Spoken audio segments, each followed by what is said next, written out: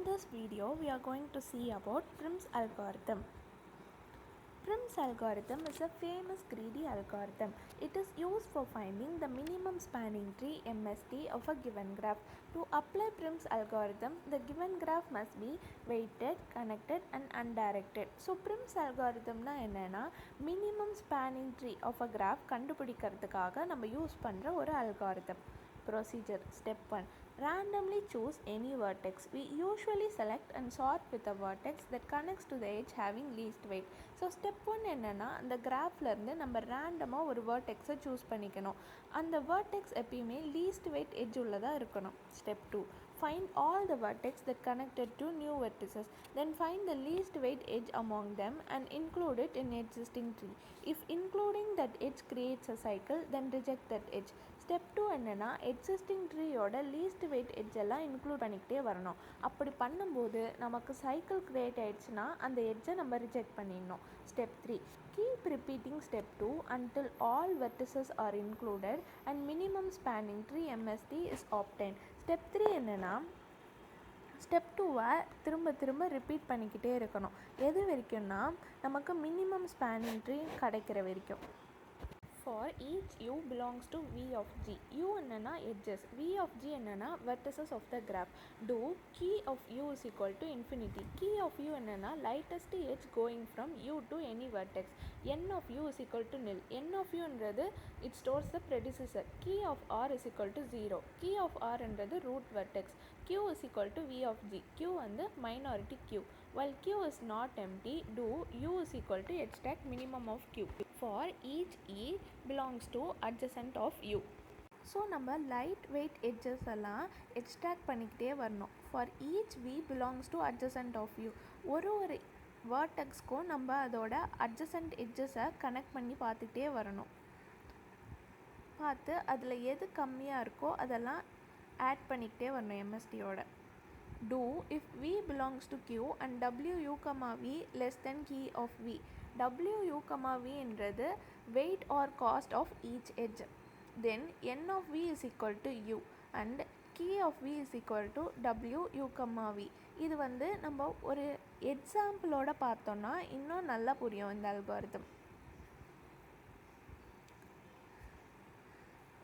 Construct a minimum spanning tree of the graph given in the following figure by using Prim's algorithm. So நம்ம ஒரு கிராஃபை construct பண்ணிக்கிறோம். Step 1. Choose a starting vertex b. ஏதாச்சும் ஒரு ரேண்டமாக பின்னு ஒரு வேர்டெக்ஸை choose பண்ணிக்கிறோம். Step 2. Add the vertices that are adjacent to a. The edges that connecting the vertices are shown by dotted lines. So அந்த பியோட adjacent vertices-ஐ நம்ம கனெக்ட் பண்ணிக்கிறோம். Next, step 3.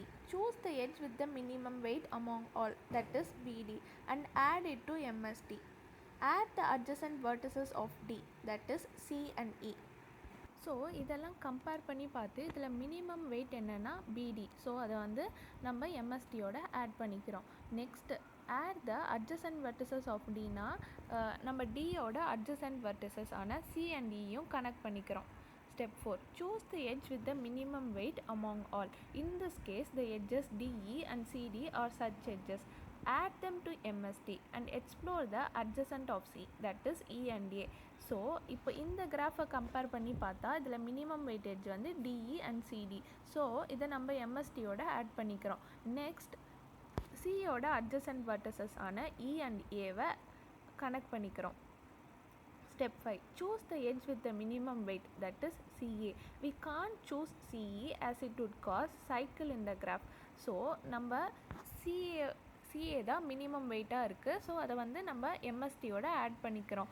நெக்ஸ்ட் வந்து சிஇயை நம்மளால் பண்ண முடியாது பிகாஸ் அது வந்து ஒரு சைக்கிள் க்ரியேட் பண்ணிடுது. ஸோ நம்ம அதை ரிஜெக்ட் பண்ணிடுறோம். The cost of MST will be calculated as 4 + 2 + 1 + 3 is equal to 10 units. இது எப்படி கிடைக்குதுன்னா நம்ம மினிமம் வெயிட் எட்ஜஸ் எல்லாம் ஆட் பண்ணிக்கிட்டே வரணும். அப்படி பண்ணிட்டு வந்தால் நமக்கு 10 யூனிட்ஸ் கிடைக்குது.